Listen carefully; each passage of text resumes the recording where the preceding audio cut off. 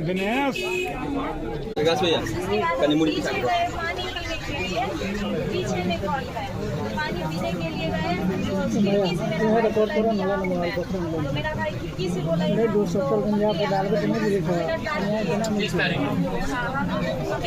विकास भैया मोबाइल चावल बनाओ ना। विकास भैया मोबाइल चावल नेताजी क्यों नहीं बनी थी? नेताजी पता चला कि मेरा भाई उसके बाद पुलिस कोर्ट में नहीं ले गया। नेताजी नेताजी नेताजी दोबारा छोड़ के इसको दोबारा पकड़ा तो ले गए। 27 तारीख को पुलिस जब ले गई कोर्ट में नहीं 30 तारीख को आप मिले थाना में किसी तरह चीज को मिले फिर क्या हुआ? पता चला उसके बाद हम बोले हमको भेंट कराइए यहीं पे है, यहीं पे सुनाई के लिए फिर घर आ गए। 31 तारीख को घर गए। 31 तारीख के सुबह में 7 बजे के आसपास तो मेरा भाई घर पहुंच गया। छोड़ दिया फिर 15 मिनट पुलिस ने छोड़ दिया। फिर क्या हुआ? 15 से 20 मिनट हुआ भी नहीं। उसी बीच में पीछे पीछे प्रशासन मिथिलेश फिर उसको पकड़ लिया। फिर रायका थाना ही ले गया। सर क्या मामला बताइए। भाई को आया तो क्या बोला? हाथ बना चीर देता था और इस पर किस लिए? हमको नहीं पता। भाई आया तो आपको कुछ बोला होगा ना तो लड़का कि क्यों क्या सीधे किया? मारता था उसको। बिजली उजली सब सताया था, साथ हम लोग ना काहे लिए मतलब पुलिस थाना वाला क्या कहा 3 दिन क्यों मार रहा है? सीधे बोल रहा था कि हमको बहुत अरे आपको नहीं आपके भाई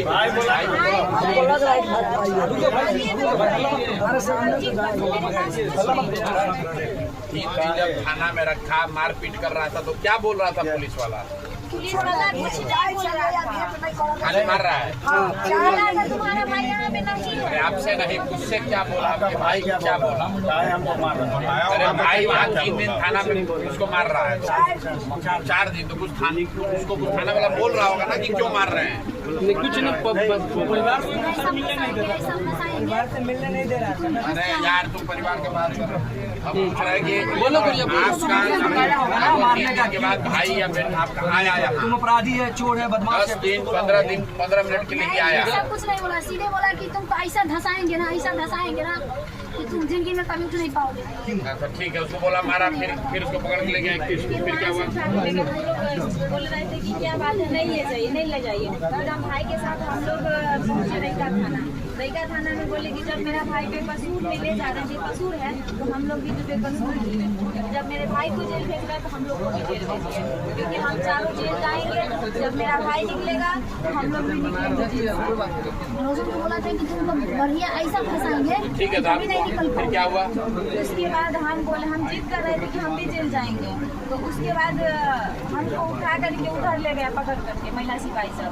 एक छोटा सा ऐसे गली है इधर रैका थाना में, तो उधर हमको ले गया और रूमे में तो उधर ले जा करके हमको 2 थप्पड़ मारा। रैका थाना के बड़ा बाबू, रैका थाना के बड़ा बाबू और 2-3 सिपाही महिला पुलिस वहाँ पे थे मौजूद। और उसके बाद बोला कि ज़्यादा बोलोगी तो रूम में बंद करके और तुमको महिला सिपाही से पिटवा देंगे। और उनके हमको 2 थप्पड़ मारा। फिर क्या हुआ? मेरे बहन को भी हाथ में निशान है जो मारे थे। उसके बाद 3 तारीख को मारा 21 तारीख को थाना में। फोटो खींच करके रखे हुए। फिर क्या हुआ? उसके बाद हम लोग रोशन को गाछी में ले जाके वीडियो बनाया। मेरा भाई ये भाई को दे देना, पकड़ लेना। 31 को फिर तख्ता वाला कुर्सी पे रात के, तख्ता वाला कुर्सी पे बैठा करके रात दिया दिन के। कभी कभी हम मधुबनी जाते थे कि सर हम लोग बेकसूर है, जो मेरे भाई को सुला दीजिए। तो इसी टाइम में हमको टाइम नहीं पता है, कुर्सी पे बैठा करके और हाथ को भी ऐसे करके बांध देता था और पेट को भी इधर से तख्ता वाला कुर्सी में बांध देता था और कुर्सी को उठा करके 3-4 आदमी से ले गया गाछी में। उसके बाद उसके हाथ में बंदूक धरा रहा था। वीडियो भाई बोला नहीं पकड़ रहा वीडियो फोटो बनाया। नहीं पकड़ रहा था तो हाथ पे मार रहा था। तो फिर वो पकड़ लिया, पकड़ के तो उसका फोटो थाना वीडियो प्रभारी बनाया गया। रहिका का जी जी वो गलती किया है। जी ये है क्या नाम है? आनंद कश्यप। ओम जी समय सर दी गया मुखिया जी के पास बड़ी जी के मुखिया जी के भाई के उसके बाद 21 मई से अभी तक क्या हुआ? 21 मई को देखिए उसको कब जेल भेजा? सब जो बोले यही सब 27 मई को उठाया और 3 जून को जेल भेजा, और 3 जून को जेल भेजा तो कोर्ट में जो हम मिले तो जो फोटो सब करंट लगाए हुए हैं, सब फोटो मेरे फोन में है, यहाँ पे सब में लगाए हुए वो सब फोटो है, माथा में यहाँ एक को सब हो गया, फिर क्या हुआ? जेल चला गया। क्या कब हुआ? फिर ये शनिवार को मिलने गई थी। 3-4 महीने से आपका कोई भेंट नहीं है? हर हफ्ता उसके बाद हम लोग जो हर हफ्ते भाई से मिलने जाते हैं। अरे भाई जब जेल में था तो कुछ कोर्ट में कोई कागज चार्जशीट कुछ FIR में कुछ लिखा होगा ना? कितना कोठरी है वो सारा कोठरी कम हो जाएगा और मिथिलांचल के लोग इस जेल को भरने का काम करेगा। अच्छा भैया, अभी जैसे रोशन यादव के मम्मी से मैंने बात किया हुआ था सुबह में, और उनका कहना था कि जब तक हमारे बेटा का जो अभी काम है 10 दिन का जो होता है रीति रिवाज, जब तक हम लोग को अगर इंसाफ नहीं मिला तो मैं और मेरी दोनों बेटी रमपट्टी जेल के सामने में जाके आत्महत्या कर लूँगी। अब बचा ही क्या? सही बात बोल रही है, सही बात बोल रही है। अब जो है अब कुछ नहीं बचा हुआ है। इस सरकार गुंडागर्दी का सरकार है। Half encounter, full encounter, jail में न्यू आपको पता नहीं होगा जेल में कहाँ से रस्सी आया कि आत्महत्या कर लिया रोशन यादव। उसके गर्दन पर जो निशान है रोशन यादव को किसी न किसी पुलिस जो है वो उसको हत्या का साजिश किया है। बिना पुलिस के हत्या के कोई जेल के अंदर तो जा नहीं सकता है, और वो गर्दन पर रस्सी का निशान कैसे आया? इसीलिए जेल का जो अधीक्षक है वो जवाब दे आके इस पर उच्च स्तरीय जांच बैठे कि रोशन यादव का हत्या आदमी के लिए किया। इसके पीछे सरकार है, जेल अधीक्षक है, यहाँ के थाना प्रभारी है, सारे मिलके यादवों के बच्चा को टारगेट किया जा रहा है। धन्यवाद। बाकी और भी लोग हैं, मैं उन लोगों से बात करने का प्रयास करता हूँ। सबका बात नहीं कीजिए। जो काम के लिए आए वो काम कीजिए। जो काम के लिए आए वो बिहार का लॉ एंड ऑर्डर अंग्रेजी शासक बन चुका है, उसमें कोई दो राय नहीं है। आपका बात एकदम सहमत है आपके बात से। बुलाओ उनको, बुलाओ जल्दी। इधर से आगे से रास्ता है? आगे से रास्ता है सर। मुआवजा नहीं, इंसाफ चाहिए। पूरा खाली कर रहे हैं।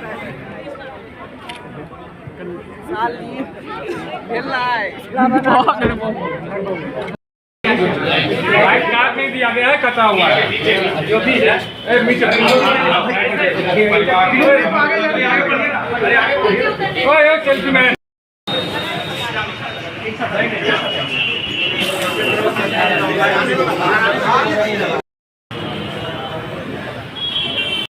क्या आप लोग को पता है अरेर थाना के अंतर्गत जिनका जो गांव है बिला, वहाँ से रोशन यादव नाम के एक लड़के की कस्टोडियल डेथ हुई है। उसको लेकर परिवार का जो इल्जाम है उसके संदर्भ में हम लोग यहाँ के पुलिस अधिकारी से मिलने आए थे एसएसपी साहब से। इस पूरे घटना के दो पहलू। पहला पहलू ये है कि परिवार का इल्जाम है कि उस बच्चे को 27 मई को अरेस्ट किया गया। अरेर के बजाय रहिका थाना ने उसको अरेस्ट किया 3 बजे। इनको कोई कागज पे कोई सूचना नहीं दी गई, इनको बताया नहीं गया। 3 दिन के बाद इनको पता चला कि इनका बच्चा रहिका के थाने में बंद है। जब ये लोग रहिका थाना में लोगों से अपने बच्चे से मिले तो उसने बताया कि उसके साथ बहुत मारपीट की गई है, उसको करंट उसके बॉडी पे इस्तेमाल किया गया है, उसको टॉर्चर किया गया है, ऐसा परिवार का दावा है।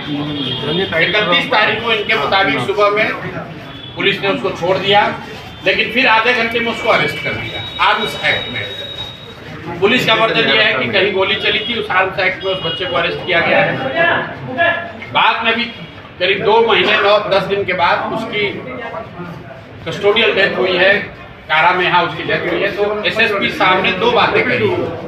पहली बात कि जो डेथ हुई है बच्चे की वो NHRC के गाइडलाइन के हिसाब से उसकी जांच डीएम के मातहत उसकी होनी है। एनएचआरसी को भी उसकी रिपोर्ट जाएगी। पोस्टमार्टम रिपोर्ट बच्चे की 2-3 दिन में आ जानी चाहिए। पुलिस का या प्रशासन का कारा के लोगों का कहना है कि उसने आत्महत्या की है। इनका ऐसा कहना है कि उसकी मारपीट की वजह से उसकी हत्या हुई है। तो वो एक जांच है जो कि जिला प्रशासन को करना है। एनएचआरसी उसमें इन्वॉल्व है। पोस्टमार्टम रिपोर्ट आएगा तो पता चलेगा कि उसने आत्महत्या की है या मारपीट की वजह से उसकी जान गई है।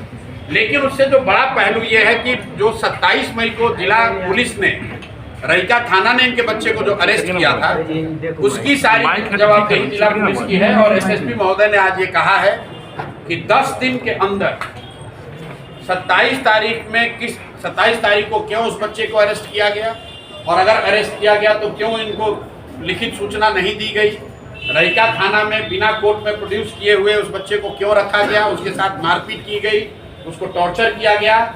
इन सारी बातों का वो जांच करके 10 दिन के अंदर उस पर सख्त से सख्त कार्रवाई होगी। अगर नहीं होगी तो 10 दिन के बाद मैं फिर वापस आऊँगा यहाँ एसएसपी साहब से मिलने। अभी उन्होंने हम लोग के सबके सामने ये आश्वस्त किया है कि 25 तारीख तक जिन अधिकारियों की अगर उनकी कोई गलती होगी तो उनकी जवाबदेही तय होगी, उन पर कार्रवाई होगी ही होगी। ये रहिका थाना के मामले की बात है।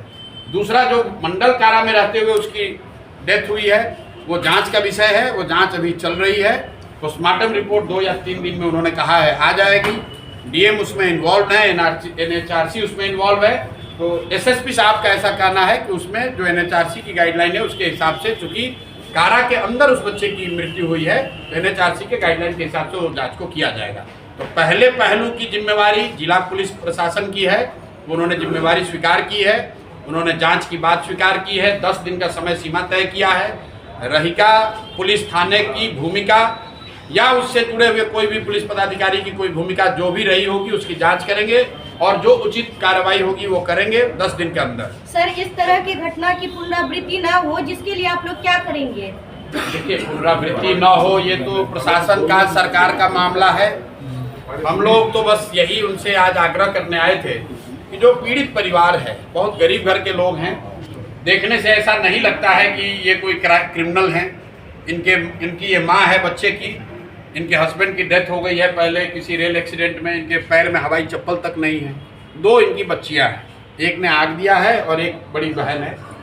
पुलिस के जो यहाँ एसएसपी है, पदाधिकारी हैं, उन लोगों ने भी देखा, वो बात को समझ रहे हैं कि और कुछ नहीं तो मानवता के नाम पर इनके साथ इंसाफ होना चाहिए। 19 साल का इनके लड़के की डेथ हुई है, हत्या हुई है या डेथ हुआ है, तो इनके साथ इंसाफ होना चाहिए। अभी उन्होंने सारी बात स्वीकार की है कि वो इसको तुरंत हर तरह से हर स्तर पे जांच करेंगे और इंसाफ होगा, ऐसा उन्होंने आश्वस्त किया है। तो 10 दिन का टाइम उनको हम लोग दे रहे हैं। 3-4 दिन अभी तो इनका क्रियाक्रम भी पूरा नहीं हुआ इनके बच्चे का, तो वो हो जाएगा। अगर नहीं हुआ तो इस मामले को जिले के ऊपर हम लोग डीजीपी से, चीफ सेक्रेटरी से भी मिलेंगे। लेकिन मेरा अभी भी आग्रह यही होगा यहाँ के प्रशासन से, डीएम से, यहाँ के एसएसपी से, इस परिवार के साथ अगर जाती हुई है तो आप लोग इंसाफ कीजिए। ये कोई ऐसा मामला नहीं दिखता है जिसमें प्रशासन का कोई वेस्टेड इंटरेस्ट होना चाहिए, लेकिन फिर भी इनके साथ अगर कोई नाइंसाफी हुई है तो इनके साथ वो इंसाफ होना चाहिए। सीतामढ़ी में 2 महीना पहले अल्पसंख्यक समुदाय के 2 लड़कों की मॉब लिंचिंग में मौत हो गई। भाई आज तो अभी हम लोग आए हैं। देखिए, घटनाएं तो रोज होती है, पूरे राज्य में हो रही हैं। हर घटना में हम लोग नहीं जा सकते, लेकिन ये मामला प्रथम दृष्टया लगता है कि प्रशासन से या व्यवस्था से इनके खिलाफ नाइंसाफी हो गई है, इसलिए आज 15 अगस्त है फिर भी आए हैं। और फिर मैं आपके माध्यम से प्रशासन से भी अनुरोध करूंगा कि इम्पार्शियल होकर अगर इस परिवार के साथ नाइंसाफी हो गई है तो इनकी मदद कीजिए, इनके साथ इनको इंसाफ दीजिए।